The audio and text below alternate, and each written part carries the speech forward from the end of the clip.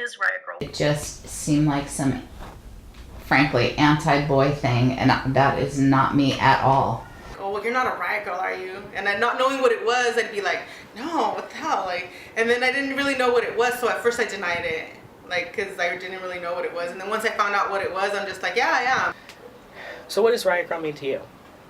Riot Grrrl to me means a lot more than what happened in the 90s. It means any woman or gender fluid person that goes above and beyond to pursue punk art. Being empowered and you know, taking ownership for doing things yourself. Riot Grrrl means to me a total liberation of the shackles of patriarchy for everyone.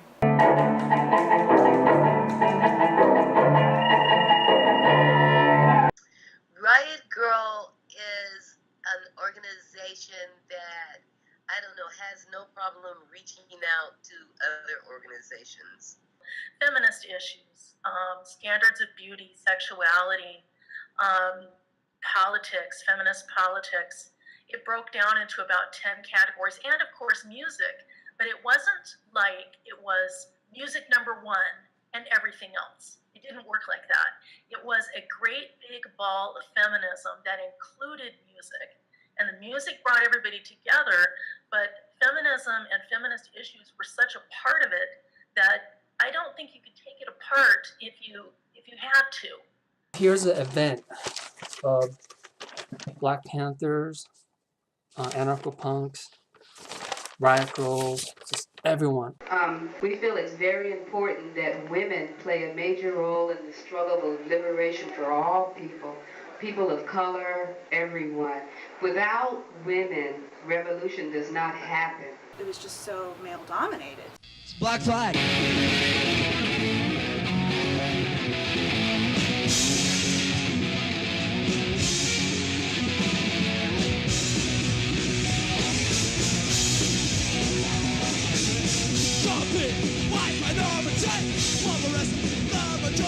Part of it is the times, like the 80s, like people weren't talking about being queer as much as we talk about it today. Certainly there was no discourse about being transgendered, you know, and there was also a lot of white people.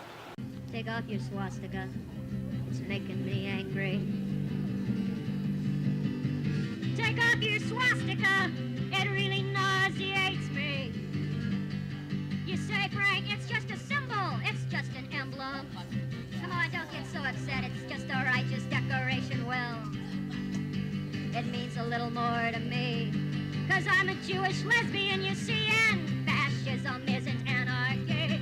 And I also remember a lot of judgment and criticism, like, you know, you must be a man-hater and all that. You know, the classic, you know, the sort of classic, the classic generalizations or stereotypes that feminists have dealt with from day one, you know. I remember being young and going to Guitar Center on Sunset Boulevard in Los Angeles and looking at guitars and stuff, and the heavy metal guitar workers like, show them for your boyfriend, and we're like, no, we're showing for us. Strong white male, here's a world for you. Most of us are the ones to lose. And one of the things that I spoke about regularly from the stage was the fact that there were not many women in bands at that time. And I encouraged women, in between songs, I would say, get together with your friends, start a band, and write lyrics that are about your experience. We decided we go out to see so much music, why not do it ourselves?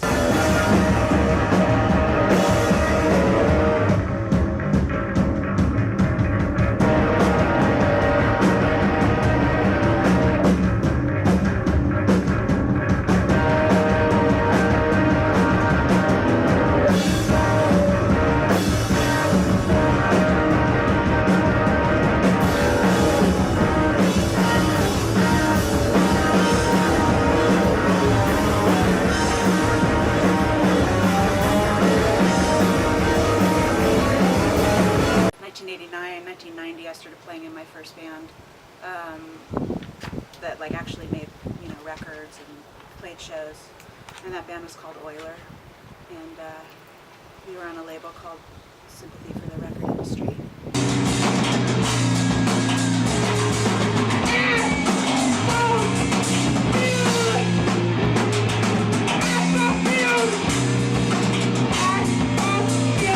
At the start of Riot Grrrl, I was in a band called Fleabag, and that was what sort of introduced me to Riot Grrrl in the Pacific Northwest and here.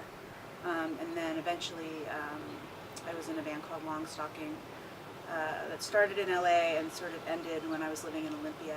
And we were on Olympia record label, Chainsaw.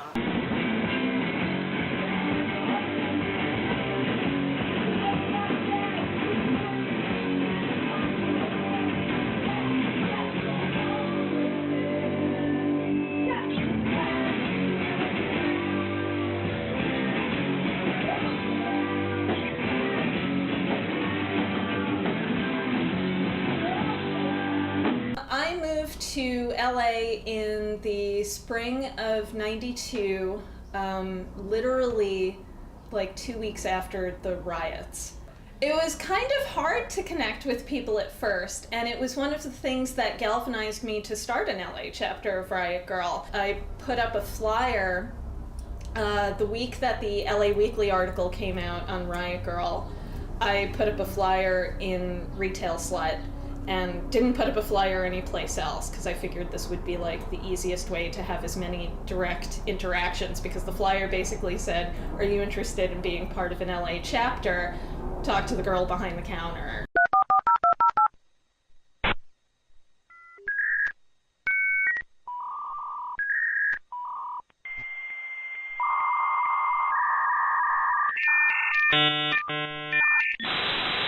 You have to remember, the internet for the general public did not exist before '94. And so as soon as AOL came out, they had a music message board system. And it was brand new. Not very many people had it, but it seemed like all the right people had it. People were doing zines, people were starting bands, people were organizing tours, they were learning every aspect of the music business from the ground up. Everybody was doing everything. It was like this great explosion of feminist creativity. When we went on tour, we would go to, not Lincoln, Nebraska, but like a really small town outside of Nebraska, not the main cities, but a really small town in Iowa. And I kid you not, you'd go down to the basement and we'd walk down the stairs and open a door, and there'd be all these amazing punks just waiting to see you. And that's the most exciting feeling in the world. And that meant that the word got around.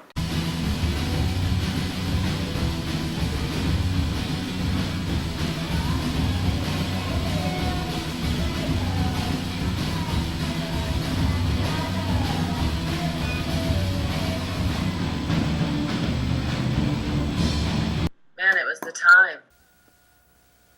I'll get ready for sarcastic bitch. One, two, three, four.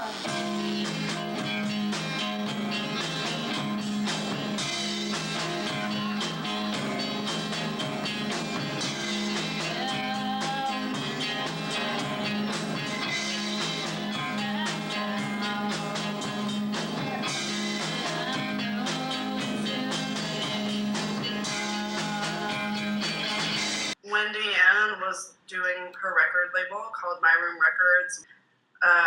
And so they were doing this record label, and Wendy Ann was playing in a lot of bands. She was playing in Sarcastic Bitch and Goodnight Moon. I feel like there were more. She did solo stuff. She was just super active and really busy playing music and putting out music, and being like a really opinionated badass. It was the moment back then, and when we first started, what prompted me was actually a friend. Like I said, I co-ran it. It was a buddy of mine. We were all sort of playing in bands already. We had started the Sarcastic Bitch, and a couple of other friends had started bands, and we were all kind of like starting to book shows and stuff and like play around. And we were talking about, like, what do? You want to get a record label? You want to send your demo out to labels? And then he was like, no, like, we should just start our own. And, well, that sounds cool. Let's do it. So we did. Instead of trying to, like, find a label or get our music out through trying to get someone to sign us or whatever, he said, you know, we'll do it ourselves. We'll make our own stuff. And back then, we started as a cassette label. This was right before you could really start burning CDs, and then everyone was their own label. Like, a year or two later, everyone had a CD burner. But when we first started, there were no CD burners yet. You only had those if you were like a CD factory. But we started as a cassette label, and I remember that we would get this preacher in Texas. You know, you could write him a letter, and he'd send you a box of 20 of his preaching tapes. This guy had been preaching for like 40 years or whatever, some evangelical preacher. And you'd write him and say, oh, I want to distribute your cassettes at my youth group or my church group. And he'd send you these boxes of 20 tapes. And so we would do that all the time. And we just recorded over them and put our labels on them. And we totally sacrilegiously used that guy for our cassettes. So that was how our cassette label started, because we were really DIY. We were definitely doing things on the cheap, including free Jesus cassettes. So then we wanted to step it up and try and get vinyl. So we went to like the one vinyl factory still in LA back then, and got the tour, and then learned how to, get records pressed. And we started actually trying to put out vinyl and put out a few things on vinyl. So I did a couple zines as a teenager. They were like mostly personal zines that had like maybe some like band photography in them. The one zine I did that wasn't personal was called A Girl's Guide to Touring. And I did that a little bit later, like in my early 20s. And it was like a resource book for girls that wanted to go on tour. And kind of like, I took all the information that I had and about like places to play and vegetarian restaurants across the country, and like different contacts and different like bands that we had come across, and kind of interspersed it with interviews with other musicians. And like I interviewed my friend who, even though she wasn't a musician, she was a roadie, so I kind of tried to get like the roadie perspective. And, just kind of like demystify the process of like being in a band and like playing shows out of town. People would use the board to organize conventions, use the board to organize tours, organize rides to conventions if they were going, organize recordings. We used it to organize the 1995 LA convention. It just really kind of was ground zero at that point for the community. I had been on the AOL Riot Grrrl board and was like interacting with people that way, but I kind of wanted to interact with people in real life. And so I started putting up flyers at record stores. And so like I put up stuff at like Vinyl Solution and Noise, and some places like around Huntington Beach and stuff. And then we met at the Huntington Beach Library, where there was also a lot of shows happening at the time. So it seemed like the place to kind of meet up. 1997 Summer Solidarity Festival, Day 3, the Riot Grrrl Convention. I mean, it was in Orange County. It was pretty white, right? So we needed a bridge, a connection. So Jay Lee and I were people of color. There were not too many of us. So we were going to Panther headquarters and telling them about what's going on with the feminist stuff we were doing, feminism, animal rights, environmental stuff, connecting the dots, like who, the common enemies. This day at Coos will be a place where everyone should feel welcomed and undiscriminated against. This is a safe place for everyone, including women, queers, and people from every ethnic and/or class, background, and distinction. If you do not feel safe at any point in the day, please notify one of the people in charge of the event so we can ensure safety. and proceed to maintain a rad atmosphere of ideas, art, music, and writing. If you're a racist, homophobic, sexist, or just a plain fucking asshole, and are actively and purposefully disrupting the type of environment we intend to promote, you will be asked to leave. Since there are so few truly safe places for women, queers, and non-whites, we feel that this is justified.